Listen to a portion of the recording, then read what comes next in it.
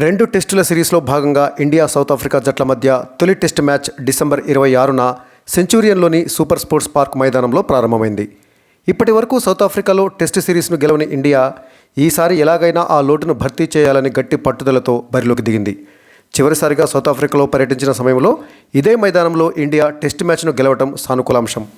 అంతేకాదు ఈ పర్యటనలో టీ20 సిరీస్ను 1-1తో సమం చేసిన ఇండియా వన్డే సిరీస్ను 2-1 తేడాతో చేజిక్కించుకొని ఆత్మవిశ్వాసంతో బరిలోకి దిగుతుంది. మరోవైపు సొంతగడ్డపై తిరుగులేని రికార్డు ఉన్న సౌత్ ఆఫ్రికా మరోసారి ఆధిపత్యాన్ని ప్రదర్శించి వరల్డ్ టెస్ట్ ఛాంపియన్షిప్ పాయింట్ల పట్టికలో ఖాతాను తెరవాలని చూస్తోంది. సెంచూరియన్లో వర్షం పడుతున్నందున తొలి రోజు ఆట అస్సలు సాధ్యం కాదని, రెండో రోజు సైతం వర్షం వల్ల ఆటకు అంతరాయం కలుగుతుందన్న అంచనాల నేపథ్యంలో ఆట ప్రారంభమయ్యే సమయానికి వర్షం పడలేదు. అయితే అవుట్ఫీల్డ్ తడిగా ఉండటంతో టాస్ వేయటం కాస్త ఆలస్యమైంది. మరోసారి సౌత్ ఆఫ్రికా కెప్టెన్ టాస్ గెలిచాడు. ఈ పర్యటనలో ఇండియన్ కెప్టెన్ టాస్ ఓడిపోవటం వరుసగా ఇది 6వసారి కావటం గమనార్హం. ఈ టూర్లో ఇండియన్ కెప్టెన్ ఇప్పటి వరకు ఒక్కసారి కూడా టాస్ గెలవలేదు. టాస్ గెలిచిన south Africa captain Temba Bavuma తొలుత బౌలింగ్ తీసుకున్నాడు. ఇండియా తుది జట్టులోకి వెన్నునొప్పితో బాధపడుతున్న రవీంద్ర జడేజా బదులు రవిచంద్రన్ అశ్విన్ వచ్చాడు. మిగతా టీం సభ్యులంతా ఊహించిన వారే. ఫాస్ట్ బౌలర్ ప్రసిద్ధ కృష్ణ ఇండియా తరపున టెస్టులో అరంగేట్రం చేశాడు. టాస్ ఓడి మొదట బ్యాటింగ్ చేపట్టిన ఇండియా ఆరంభంలోనే త్వరగా వికెట్లను కోల్పోయింది. ఓపెనర్లు రోహిత్ శర్మ, యశస్వి జైస్వాల్ ఇండియా ఇన్నింగ్స్ను ప్రారంభించారు.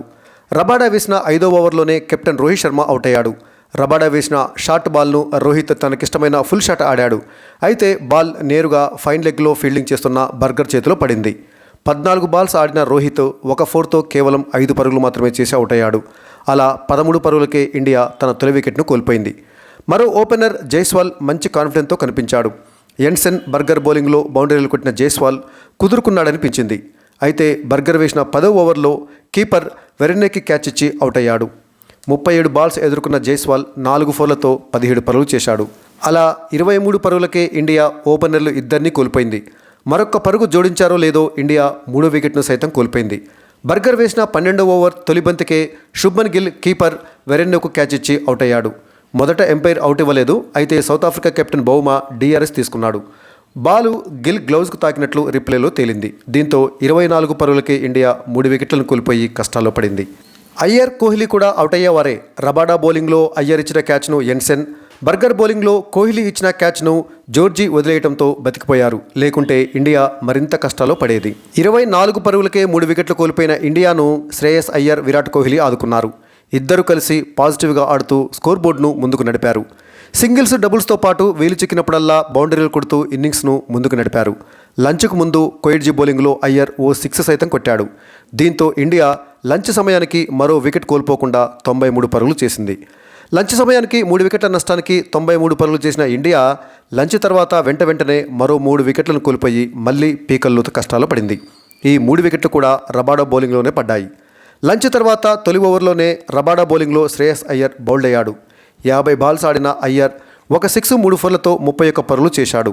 అయ్యర్, కోహ్లీ కలిసి 4వ వికెట్కు 68 పరుగులు జోడించారు. 6వ స్థానంలో కేఎల్ రాహుల్ బ్యాటింగ్కు వచ్చాడు. మరోవైపు కోహ్లీ చక్కగా ఆడుతూ కుదురుకున్నాడనుకున్న దశలో రబాడా మళ్ళీ ఇండియాను దెబ్బతీశాడు. 31వ ఓవర్లో కోహ్లీ కీపర్ వెరెన్కు క్యాచ్ ఇచ్చి అవుట్ అయ్యాడు. 64 బాల్స్ ఆడిన కోహ్లీ 5 4లతో 38 పరుగులు చేశాడు. అలా 107 పరుగుల వద్ద ఇండియా తన 5వ వికెట్ను కోల్పోయింది. కోహ్లీ అవుట్ అయిన తర్వాత 7వ స్థానంలో రవిచంద్రన్ అశ్విన్ బ్యాటింగ్కు వచ్చాడు. రబాడా బౌలింగ్లో 2 4లు కొట్టిన అశ్విన్ త్వరగానే అవుట్ అయ్యాడు. మళ్ళీ రబాడానే వికెట్ తీశాడు. 35వ ఓవర్లో రబాడా బౌలింగ్లో థర్డ్ స్లిప్లో సబ్స్టిట్యూట్ ఫీల్డర్ ముల్డర్కు క్యాచ్ ఇచ్చి అశ్విన్ అవుట్ అయ్యాడు. 11 బాల్స్ ఆడిన అశ్విన్ 2 4లతో 8 పరుగులు చేశాడు. అలా 121 పరుగులకే ఇండియా 6 వికెట్లు కోల్పోయింది. కేఎల్ రాహుల్, శార్దుల్ ఠాకూర్ కలిసి ఇన్నింగ్స్ను ముందుకు తీసుకువెళ్లే బాధ్యతను తీసుకున్నారు. ఎన్సెన్ వేసిన 39వ ఓవర్లో రాహుల్ 2 4లు కొట్టాడు. శార్దుల్ ఠాకూర్ కూడా చక్కటి ఆట తీరును ప్రదర్శించాడు. ఇద్దరు కలిసి దూకుడుగా ఆడారు. ఎన్సెన్ బౌలింగ్లో రాహుల్ ఓ 6 సైతం కొట్టాడు.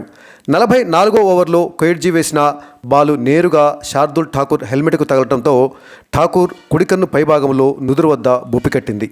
ఇన్నింగ్స్ 47వ ఓవర్లో రబాడా వేసిన బాల్ శార్దుల్ భుజానికి తగలడంతో ఫిజియోథెరపిస్ట్ వచ్చి దెబ్బ తగిలిన చోట కట్టుకట్టాడు.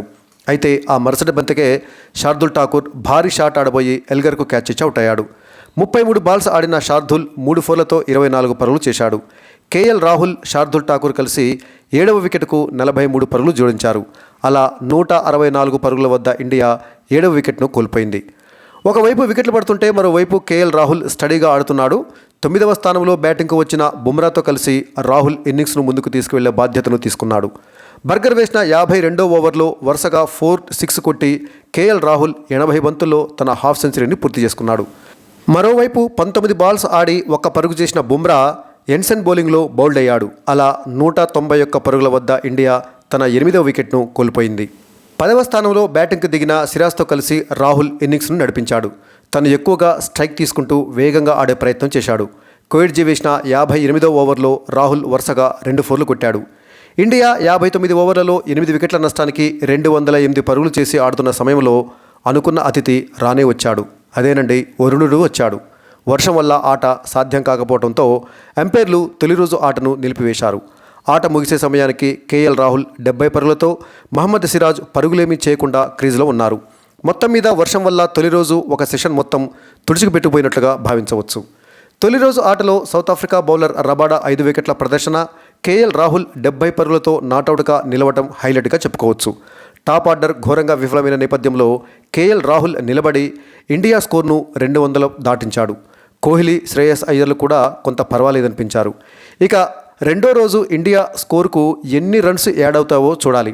అదంతా కేఎల్ రాహుల్ మీదనే ఆధారపడి ఉంటుంది. ఫాస్ట్ బౌన్సీ పిచ్లపై ఇండియా బ్యాటర్ల వైఫల్యం మరోసారి కొట్టొచ్చినట్లు కనిపించింది.